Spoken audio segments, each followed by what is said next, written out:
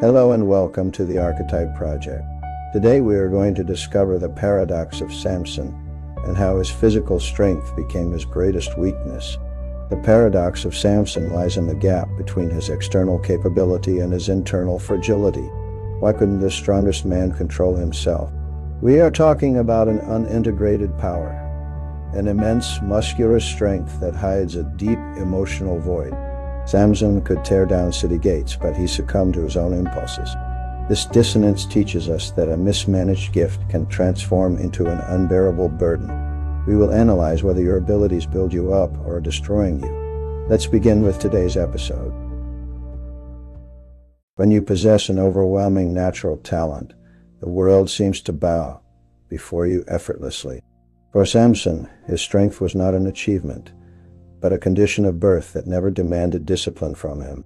This is the drama of the child prodigy who achieves success before developing the character necessary to sustain it. If the path is always smooth, you never learn to walk on rocky terrain. Let's consider a critical point. What happens when your capacity surpasses your maturity? We call this the void of mastery. It is a dangerous space where external strength lacks an internal counterbalance. Without the friction of effort, the boundaries that define us are not formed. Poor talent becomes volatile if it lacks a regulatory system. It's like a high-power engine installed in a vehicle without steering. The true tragedy is not the lack of power, but the absence of internal boundaries. Without restrictions, your gifts scatter and end up consuming you. You need a structure that channels your energy towards a constructive purpose. Otherwise, that very strength that makes you special will be the one that causes your absolute collapse. Self-mastery is the only brake against the inertia of self-destruction. To understand Samson, we must look at the spiritual framework that was meant to contain his strength. As a judge of Israel, his life was governed by the Nazirite vow. This commitment of consecration acted as a necessary psychological structure for a man without internal discipline. This vow consisted of three fundamental pillars. He could not consume alcohol, he was not to approach corpses, and he was forbidden to cut his hair. These rules were not ritual whims, but symbolic boundaries. Sobriety, purity, and visual identity were meant to be the brakes for his impulsive nature. Samson had spent much of his life testing the resilience of these limits. His long hair was not a source of physical magic. It was the visible symbol of his covenant and the last barrier between his purpose and absolute chaos. By challenging these restrictions, Samson was not seeking freedom, but rather sabotaging the foundations of his own identity. When immense power rejects any form of containment, the individual ceases to be a protector. He becomes a threat to himself and his surroundings. These rules were the navigational map that he chose to ignore. The life of Samson is a study on the inability to postpone gratification. Although he had a purpose as a leader, his behavior was reactive and sought to satisfy every desire immediately. This is the dopamine loop, seeking quick relief without considering long-term consequences. When you live trapped by your impulses, your mission is diluted because you decide not by duty, but by mood. For Samson, personal revenge was always more urgent than his leadership responsibility. This pattern of behavior erodes character and weakens the structure of your will. In psychology, this is defined as the failure of inhibitory control. What good is possessing immense strength if you are not master of your own reaction? True strength is not that which tears down external walls, but that which manages to dominate internal impulses.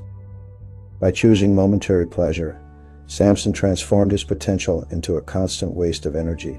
Character crumbles in small daily renunciations of your original purpose.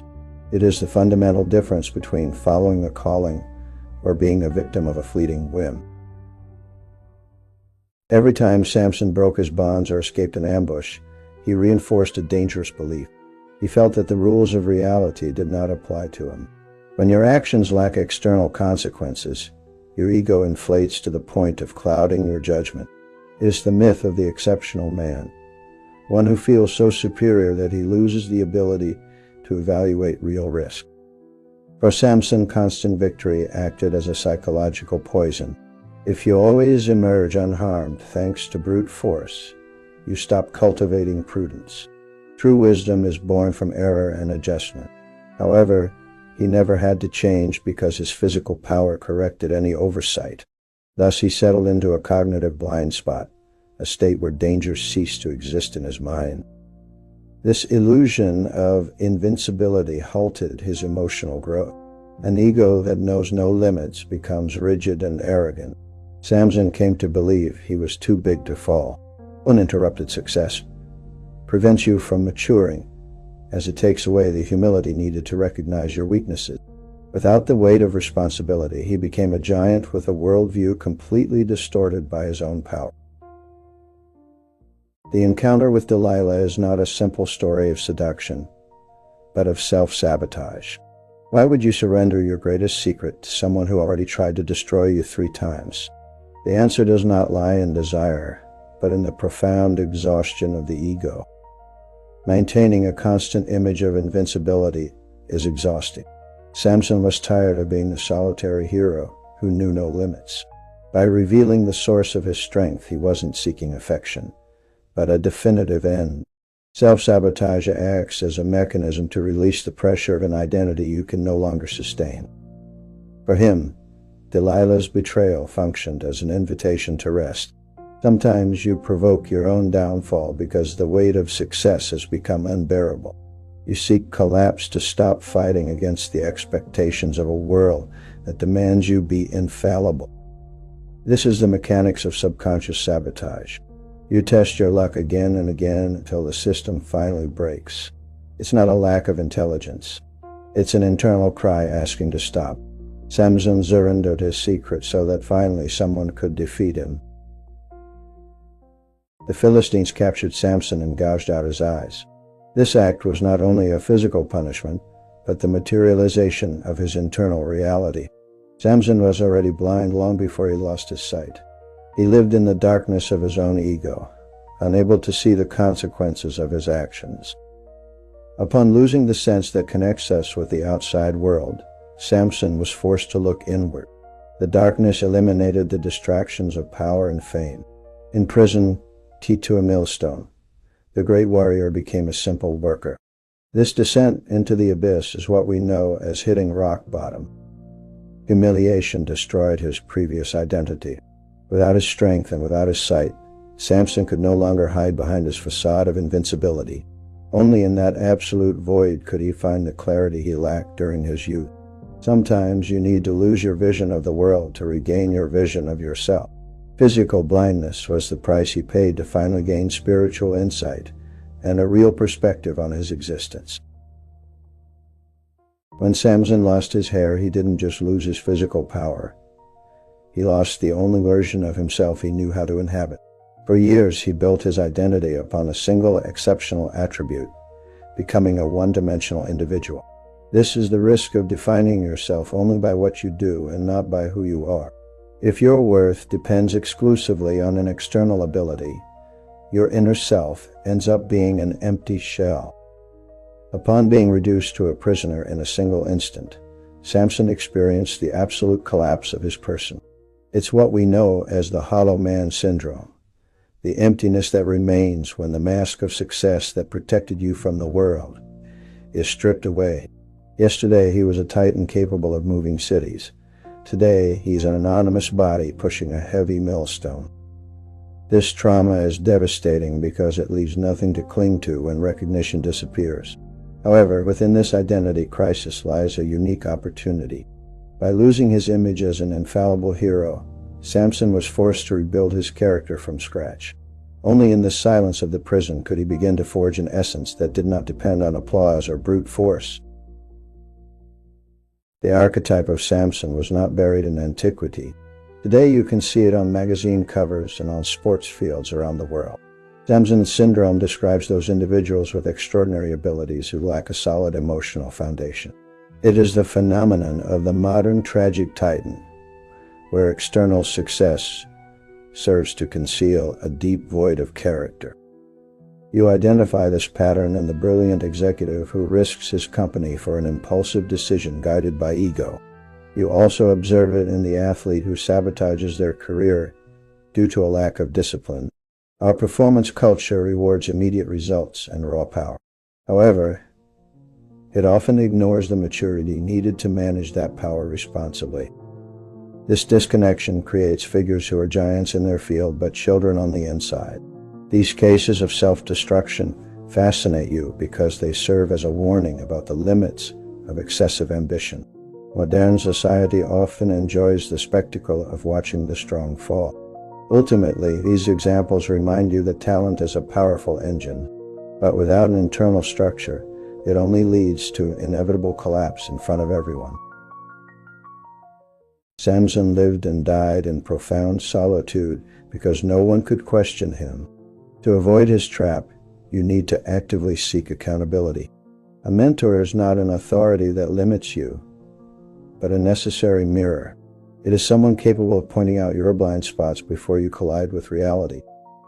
You must practice voluntary restraint. Don't do something just because you have the physical or financial capacity to do it. Setting your own limits before life imposes them on you is the greatest sign of maturity. Power without pause is not freedom. It is simple inertia. Avoid being a one-dimensional person. If your identity depends on a single pillar, the day it fails, your world will completely collapse. Cultivate different areas of your life, such as your personal relationships and your emotional health. A multifaceted identity is your best safety net against crises. Finally, internalize your boundaries. Don't wait for the environment to stop you through failure or humiliation. True strength consists of deciding what not to do, transforming your energy into a tool for construction.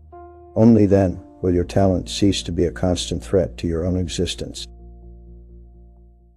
Samson's final act, knocking down the temple columns, is often interpreted as a heroic triumph.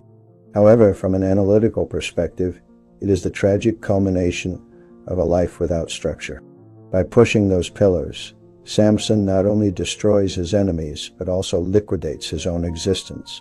It is the ultimate expression of a power that, failing to find a constructive outlet, can only manifest itself through total demolition. This sacrifice represents the collapse of an ego that never learned to sustain itself from within. If you are unable to govern your strength, sooner or later you will end up buried under the debris of your own actions. True mastery does not lie in brute physical power, but in the discipline required not to be carried away by your primary impulses. Self-mastery is the only foundation that allows talent to be a useful tool and not a condemnation. Without solid internal architecture, any extraordinary ability is merely a countdown to disaster. Do not simply seek to be strong. Seek to be the absolute master of your own will. Only then will you cease to be a victim of your potential and become the architect of your own destiny. Thank you for joining us on this journey through the psyche of Samson. We hope that this analysis helps you integrate your own strength and build a strong character. Do you see this archetype reflected in your life or in someone you know? Share your thoughts in the comments to enrich our community. If you value these deep dissections of the human condition, subscribe to the channel. Your continued support allows us to continue exploring the myths that define us. See you in the next archetype.